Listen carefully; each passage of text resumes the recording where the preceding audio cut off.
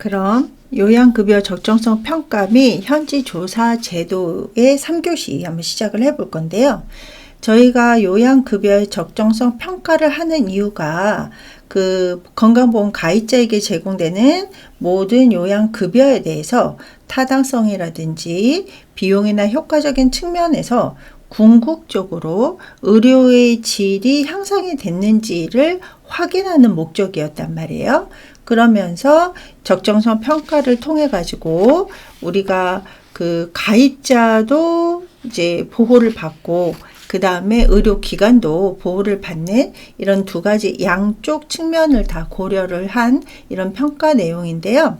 자, 평가 내용의 그 방법이라든지 이런 것들 보시면 평가 내용하고 방법은 진료비 청구 명세서라든지 의료기관 현황 자료를 활용을 하는데, 의료기관 현황 같은 경우는 뭐 인적 자원이라든지 물적 자원이라든지 아니면은 뭐 병원의 규모에 따라 가지고 이런 이제 그 현황 자료를 토대로 해서 그 의료기관에서 시행한 진료 행위의 평가 기준이나 부합 정도를 측정을 하고, 그 다음에 이런 것들을 이제 그 진료 지침 같은 거를 기반으로 하고, 이래서 진료 과정이라든지 결과가 과연 적절했는지를 평가하는 이런 이제 기준을 마련을 해가지고 실시를 한다라고 했었습니다. 그래서 우리가 적정성 평가하기 전에 심평원에서 미리 그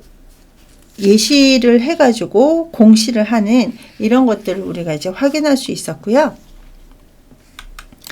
자, 그 다음에 결과 활용과 우리가 가감 지급 같은 경우는 우리 그 적정성 평가라든지 이런 것들을 통해서 일단 가장 중요한 거, 이 적정했는지를 평가를 하고 그 다음에 이 평가 결과를 공개를 하죠. 심평원 홈페이지나 건강보험공단 홈페이지.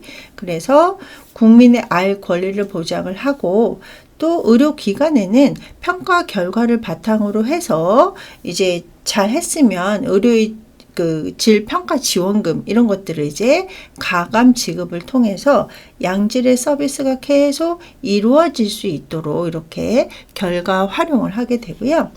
자, 그 다음에 가감 지급을 잠깐 살펴보시면, 일단 가감 지급은 여기 8개 항목, 그래서 급성 뇌졸중이라든지 항생제 처방률 뭐 이런 것들을 이제 8개 항목의 적정성 평가를 통해 가지고 상위 하위 구분을 하고, 그래서 상위 같은 경우는 이제 그 뭐 1%에서 5% 가감해서 이제 지원금을 주기도 하고, 잘 못했다 그러면 이제 감산해서 지급을 하기도 합니다.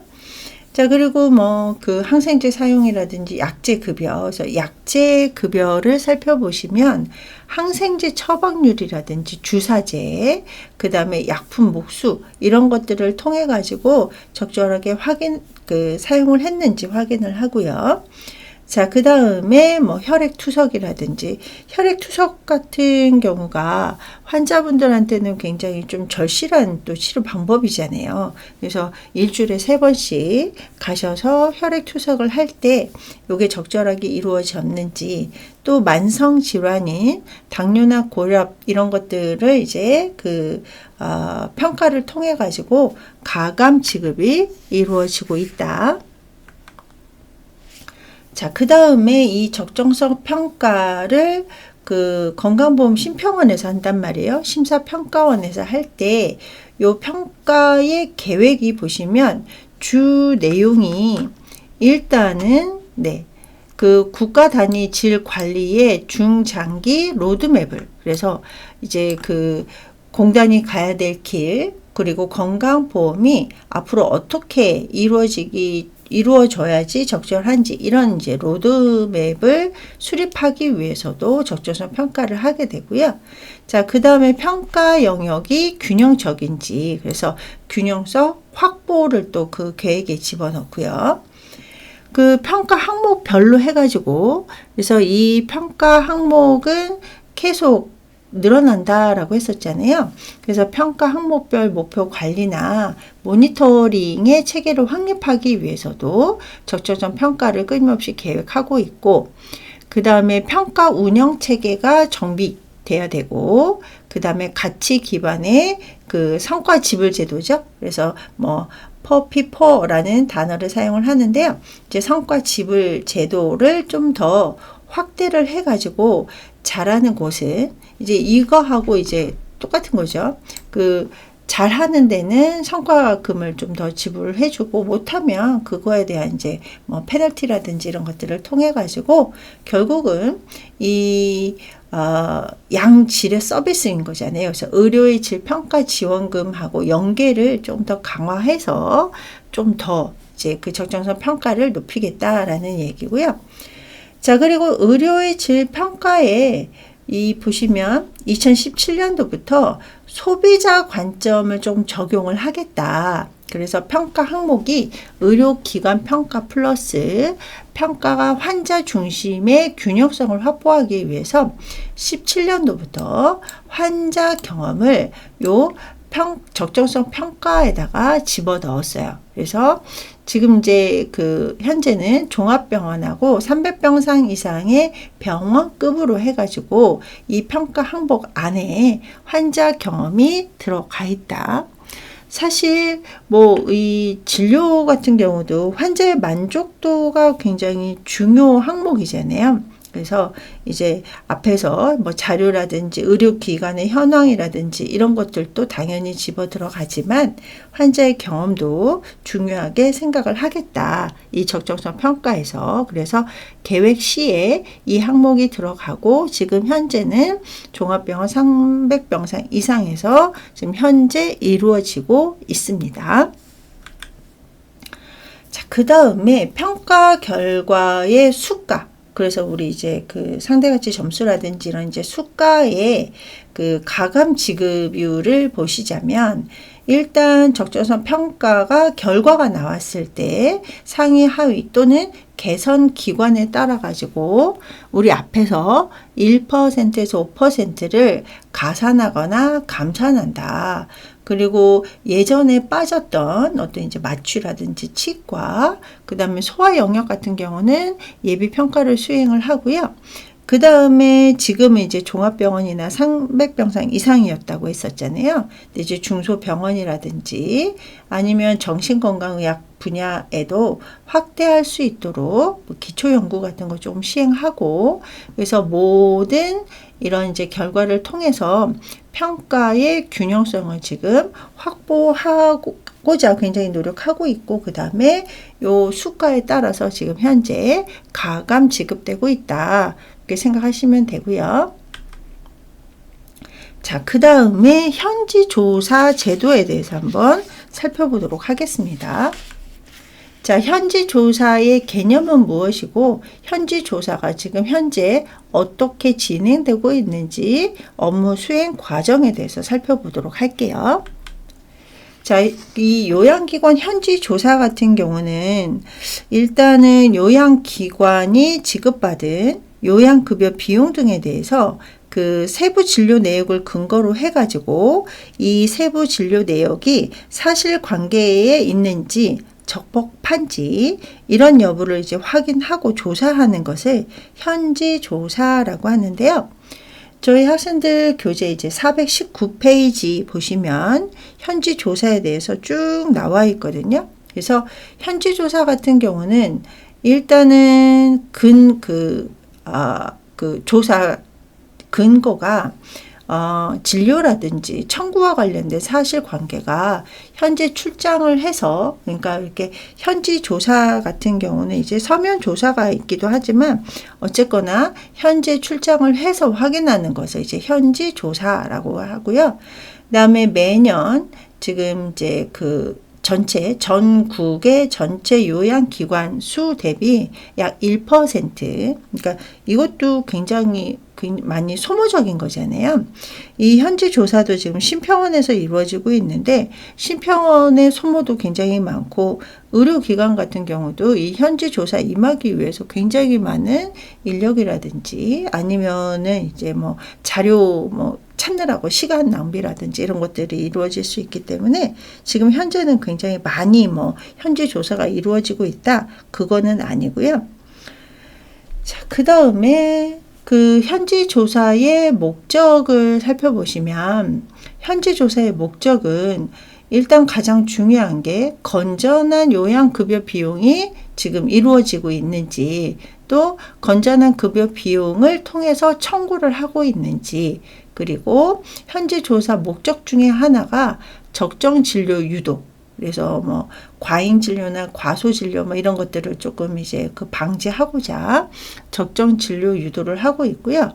그 다음에 건강보험 가입자의 수급권 보호. 그래서 이제 건강보험 가입자 같은 경우는 보험료를 내고 있잖아요. 그래서 요 보험료를 내신 분들의 수급권을 보호하고, 그 다음에 의료 공급자의 그 건전한 의료 공급자를 또 보호한다. 그래서 약간 뭐 그런 경우도 있을 수 있잖아요. 그러니까 같은 지역에 그 의료기관이 몇 군데 있는데, 어떤 의료기관은 건전하게, 어떤 의료기관은 약간 뭐 여러 가지 뭐 이제 뭐 불법을 통해 가지고 치료를 한다던가 이러면은 건전한 의료 공급자가 좀 손해를 보실 수 있단 말이에요. 그래서 그런 것들을 조금 보호하는 차원에서도 현지 조사, 그래서 불법을 이제 시행을 하거나 아니면은 편법을 이용해서 하거나 뭐 이런 분들을 이제 그 현지 조사를 통해 가지고 적절한 제재를 통해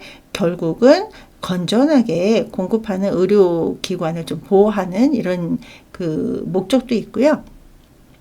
자, 그 다음에 불필요한 건강보험 재정을 이제 누수라든지 이런 것들을 방지하는 이런 차원의 목적을 가지고 있다.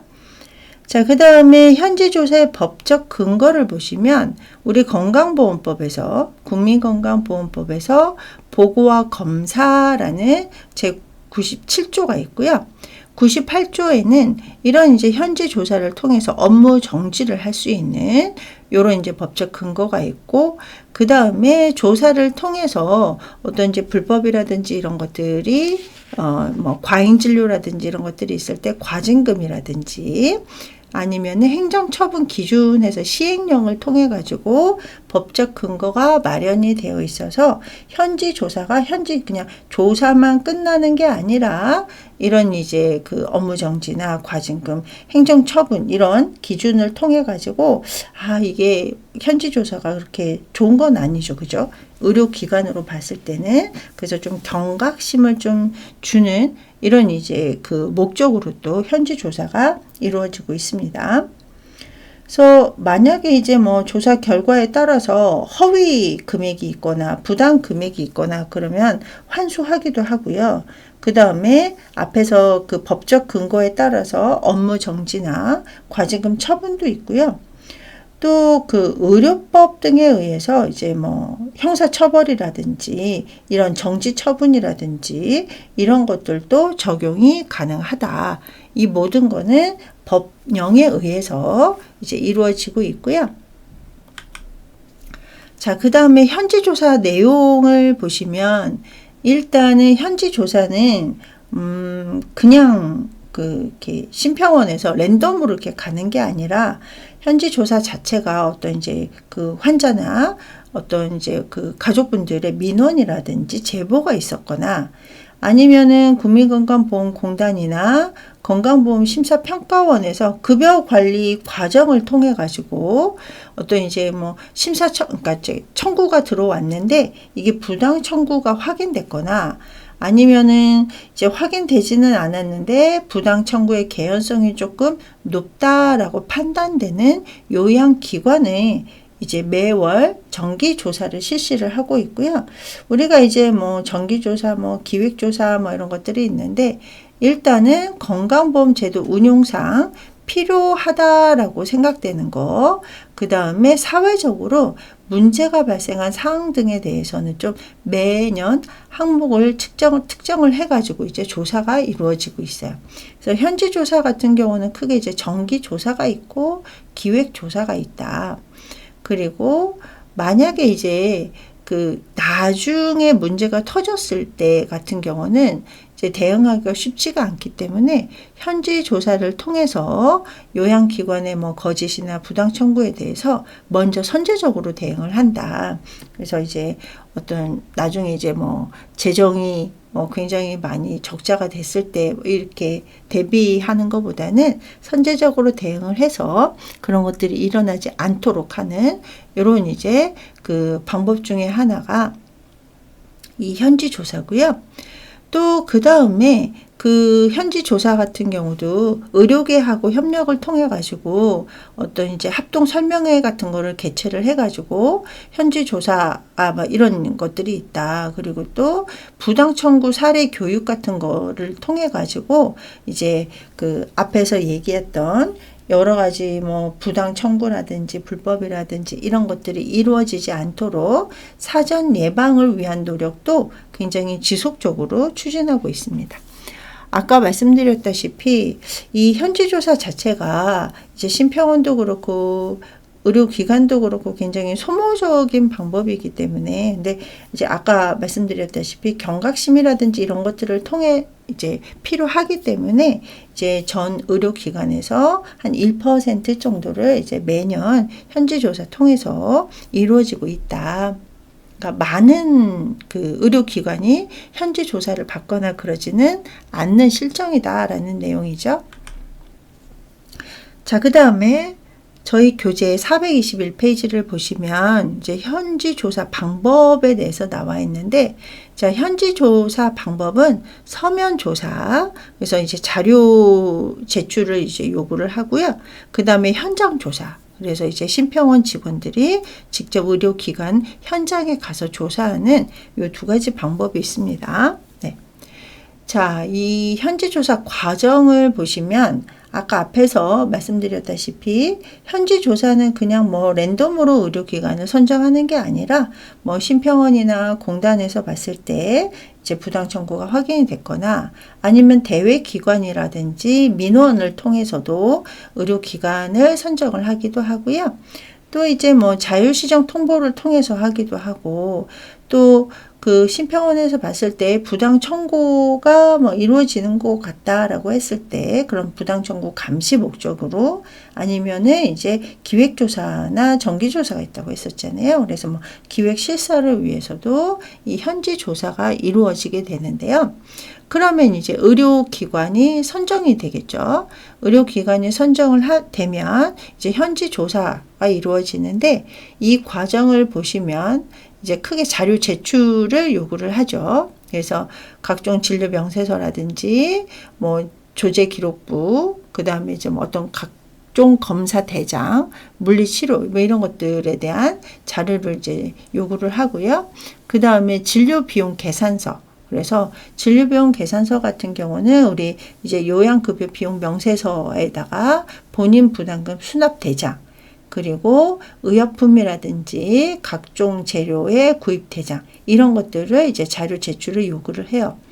자, 그 다음에 이제 그 현장 조사를 통해서 질문과 검사가 이루어지는데요. 이제 확인 내용 같은 경우 보시면 우리가 그 청구한 진료 내역하고 실제 그 진료 내역이 맞는지 사실 여부를 확인을 하고요. 그 다음에 청구한 거에 대한 규정이 잘 이루어졌는지, 그 다음에 본인 부담금은 적법적으로 징수가 되고 있는지.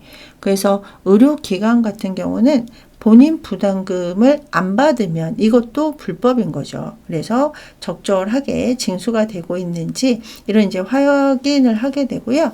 자, 이 확인 방법 같은 경우는 이제 수진자 조회를 통해 가지고 맞는지 직접 확인을 하게 되고, 그 다음에 자료 자체가 허위 작성이 되어 있는지 이런 것들도 다 이제 질문이라든지 검사를 통해 가지고, 그래서 질문을 할 때 이제 종사자 질문 이런 것들 그래가지고 뭐 어디 과에 누구 뭐 이렇게 이제 가가지고 이제 심평원 직원들 앞에 가서 어떤 이제 대답을 해야 되는 이런 것들이 있고요.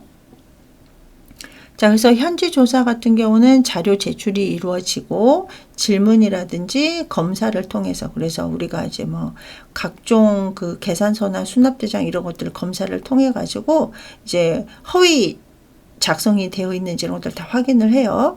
그 다음에 이제 그 확인서가 나오면 대표자 서명이 날인이 됩니다. 자, 그렇게 한 다음에 이제 결과 보고는 복지가족부에 보고가 이루어져서 자 여기 보시면 이제 네. 결과에 따라 가지고 행정 처분이 이루어지기도 하고요. 심하면 이제 형법에 의한 형사 처벌도 그래서 형사 고발도 이루어지게 됩니다. 그래서 행정 처분을 보시면 이제 부당 이득금이 발생이 됐다. 그러면 환수 조치가 이루어지고요. 그 다음에 심하면 이제 업무 정지라든지 면허 정지 이런 것들이 이루어집니다. 근데 우리 뒤에도 나오지만 만약에 이제 업무 정지라든지 이런 것들이 이루어졌을 때 그 해당 요양기관을 이용하시는 분들이 이제 불편감이 많으면 이걸 이제 과징금 그래서 과징금 같은 경우가 이제 뭐 일단 이제 환수금에 대한 과징금이 될 수도 있고 그 다음에 업무 정지 대신 부당 금액을 몇 배 더 내는 이런 이제 방법으로 행정 처분이 이루어지고 있고요. 그 다음에 이제 형사 고발 같은 경우는 아까 말씀드렸다시피 형사 처벌이 이제 이루어지는 이런 이제 형사 고발까지도 갈 수가 있습니다. 그래서 이 의료기관 같은 경우는 사실 현지 조사가 썩 좋지는 않은 거죠. 그래서 현지 조사 오지 않도록 노력을 하셔야 되고 자, 그 다음에 행정처분 및 벌칙을 보시면 일단 부당 청구가 정도가 좀 심하다라고 하면 심하면 이제 1년 범위 내에서 업무 정지 처분이 명될 수도 있다. 근데 아까 말씀드렸다시피 그 이용자에게 너무 심하다. 왜냐면 이제 장거리를 먼 거리의 의료기관을 이제 가셔야 된다라고 하면 이제 그 가입자의 불편을 해소해 주는 차원에서 업무 정지 대신 부당 금액을 과징금으로 이렇게 부과하기도 합니다. 자, 이게 이제 요양급여 적정성 평가 및 현지 조사 제도에 해당하는 건데요. 자, 얘 같은 경우는 그렇게 뭐 문제가 많이 나오거나 그러지는 않기 때문에 우리 학생들이 시간을 들여서 문제를 푸는 것보다는 지금 잠깐 한번 풀어보도록 할게요. 그래서 우리 교재 422페이지를 보시면 이제 총 5문제가 있는데 자, 1번 의료의 질적 수준 향상 및 비용 부담의 적정한 도모 등을 위해서 요양급여 건강보험의 요양급여 적정성 평가를 시행하는 기관은 이라고 문제가 나왔어요. 자, 앞에서 적정성 평가는 건강보험 심사평가원에서 한다라고 말씀드렸었죠. 그래서 정답은 4번. 자, 그 다음 2번 적정성 평가 항목이 아닌 것은 이렇게 되어 있는데요. 저희가 1번이 정답인데 우리 법정 감염병이라든지 지정 감염병 이런 것들은 이 적정성 평가 항목에 들어있지 않습니다. 그래서 2번부터 4번에 해당하는 이런 내용들이 다 이 진료 영역별의 평가 항목이 들어간다. 그래서 만성 질환이라든지 우리 앞에서 혈액투석이라든지 이런 것들 나왔었죠. 그리고 이제 각종 암이라든지 뭐 제왕절개뿐만 이런 것들이 적정하게 이루어지고 있는지 평가하는 게 적정성 평가다라고 생각하시면 되고요. 자, 그 다음에 3번 보건복지부의 요양기관 현지 조사 결과 부당 청구 기관에 대한 국민건강보험법에 의한 행정처분에 해당하지 않는 것은 이렇게 되어 있거든요. 그래서 이 행정처분이고 그 다음에 이 현지 조사 결과는 요양기관의 그 현지 조사가 이루어지고 있는 거잖아요. 그러다 보니까 업무 정지나 과징금, 부당이익금 환수 이거는 이제 그 행정처분에 들어가는 거고 4번 의사면허 취소 처분 이런 것들은 요 현지 그 조사 결과에 행정처분에 들어가지는 않습니다.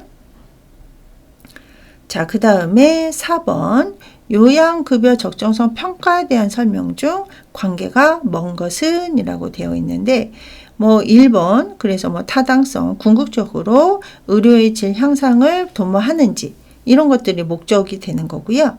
2번 2000년 7월 1일부터 그 심사평가원에서 이 적정성 평가가 실시되고 있다. 이것도 맞죠. 자, 그 다음에 정답이 3번인데 적정성 평가 결과는 비공개를 원칙으로 하는 게 아니라 알 권리를 통해서 가입자분들이 선택하실 수 있도록 공개를 원칙으로 하죠. 그래서 심사평가원 홈페이지라든지 국민건강보험공단 홈페이지에 공개를 원칙으로 하고 있습니다. 자, 그 다음에 4번 평가 결과의 질병에 따라 진료비를 가감 및 인센티브를 지급하고 있다. 맞죠? 그래서 의료의 질 평가 지원금하고 연계되고 있다라고 됐었고요. 자, 그 다음에 마지막으로 5번 요양기관 현지 조사 방법은, 자, 마지막에 공부한 이 현지 조사 방법은 서면 조사와 현장 조사가 있다. 그래서 정답 2번입니다. 그래서 이렇게 해서 요양급여의 적정성 평가 및 현지 조사 제도에 대해서 살펴봤습니다. 자, 그러면 우리 이제 얼마 안 남았는데요. 이번 주 3교시 이제 얼마 안 남았는데 이제 남은 시간 동안 잠깐 의료급여 제도에 대해서 살펴볼 건데, 저희 학생들 교재 보시면 10장에 국가건강검진 제도가 있거든요. 근데 이 국가건강검진 제도 같은 경우는 우리 학생들이 한번 교재를 살펴보시면서 쭉 정리를 해 보시는 게 훨씬 더 좀 효과적일 것 같고, 그 다음에 이 건강검진 같은 경우는 또 이제 그때마다 조금씩 달라지는 것들이 있어가지고, 이제 물론 이제 일반적인 건강검진의 그 토대는 마련이 되어 있지만 조금씩 바뀌니까 그런 것들도 한번 쭉 살펴보시면 재밌게 공부하실 수 있을 것 같아요. 자, 그래서 저희가 이제 수업은 이제 10장은 넘어가고요. 저희 교재 464페이지 보시면 의료급여 제도에 대해서 나와 있거든요. 그래서 의료급여 제도 같은 경우는 저희가 사회보험은 5대 보험이잖아요. 이 사회보험에 가입하기 어려우신 분들이 이제 국가에서 대신 의료 문제를 이제 보장해주는 제도가 이 의료급여 제도죠. 그래서 이 의료급여 제도의 기준, 정의는 무엇이고, 또 의료급여 관리의 수가 기준은 어떻게 되고, 또 의료급여 환자분들의 진료비 심사 청구는 어떻게 이루어지고 있는지 이제 간단하게 좀 살펴보도록 하겠습니다. 자, 일단 의료급여 제도 같은 경우는 생활유지 능력이 좀 없거나 아니면은 생활이 어려운 저소득층, 그래서 의료급여 같은 경우는 우리 앞에서 이제 건강보험 제도 할 때 배우셨겠지만 이 1종이 있고 2종이 있잖아요. 예, 그래서 이제 아예 기초생활수급자이시거나 아니면은 생활이 어려운 저소득층, 그래서 1종, 2종 이런 분들의 의료 문제를 국가가 보장해 주는, 그래서 우리가 4대 보험 말고 공공부조 또는 공적 부조라고 하는 것이 이제 이 의료급여인데요. 저희가 이제 다른 나라 같은 경우, 영국 같은 경우는 이제 NHS라고 해가지고 국가 세금을 통해서 국민들의 의료 문제를 해결해 주고 있고, 미국 같은 경우는 이제 메디케어나 메디케이드, 그래서 이 노령층의 의료 문제를 해결하기 위해서 메디케어가 지금 현재 운영이 되고 있고, 또 저소득층이신 분들을 위해서 메디케이드 이런 것들이 운영되고 있잖아요. 그래서 우리나라는 그거를 기반으로 해서 의료급여 제도라는 이제 법적 근거가 이루어졌는데, 자, 이 의료급여 제도의 목적을 보시면 일단은 생활이 어려운 사람들에게 의료급여를 실시함으로 인해서 국민 보건의 향상, 그래서 전 국민이 인간답게 살 권리, 이게 이제 기본이잖아요. 그래서 이제 그 안에 사회보장제도 안에 의료급여, 공공부조가 들어감으로써 국민 보건의 향상과 또 사회복지 자체의 증진을 이바지함을 목적으로 하는 게 이 의료급여 제도다라고 생각하시면 되는데, 이 의료급여 같은 경우가 이제 모든 국민들 중에 생활이 어려운 국민들에게 발생하는 의료 문제, 의료 문제가 뭐가 있겠어요? 뭐 개인의 질병이라든지 아니면 부상이라든지 출산 이런 이제 의료 서비스를 이제 제공을 하는, 그래서 의료 서비스를 통해서 진찰이라든지 검사, 치료 등을 제공하는 게 이 의료급여라고 생각하시면 되겠습니다. 자, 의료급여 같은 경우는 일단은 이제 연역 같은 경우는 이제 교재를 이제 살펴보시면 될 텐데요. 일단은 가장 못해는 1961년도에 지금은 이제 국민건강보험하고 기초생활보장보험 뭐 이런 식으로 이제 되어 있지만 옛날에는 생활보호법이라고 했었어요. 그래서 61년도에 생활보호법, 그 다음에 77년도에 의료보호법 이런 식으로 이제 명칭이 바뀌면서 이제 이 의료급여가 이제 계속 시행이 되고 있죠. 그래서 이제 우리 의료급여법 같은 경우는 이제 2001년도에 의료보호법이 폐지가 되면서 의료급여법으로 전면 이제 개정이 되면서 이제 계속 조금씩 이제 바뀌어 가고 있는 법적 근거다라고 생각하시면 되겠습니다. 그래서 우리가 이제 의료급여 같은 경우는 거의 대부분 정액제인데 지금 이제 2024년 같은 경우는 의료급여를 정률제로 바꾸겠다. 뭐 이런 식으로 이제 그래서 해마다 조금씩 달라져 가는 게 또 이 의료급여다라고 생각하시면 되겠습니다. 자, 그래서 저희가 이제 마지막에 의료급여가 어떻게 시행이 되고 있는지 개념이나 목적, 뭐 그 다음에 연역 이런 것들을 살펴봤습니다. 자, 이번 주는 여기까지 하고 다음 주에 조금 더 자세하게 의료급여를 공부해 보도록 하겠습니다. 자, 우리 학생들 수고하셨습니다.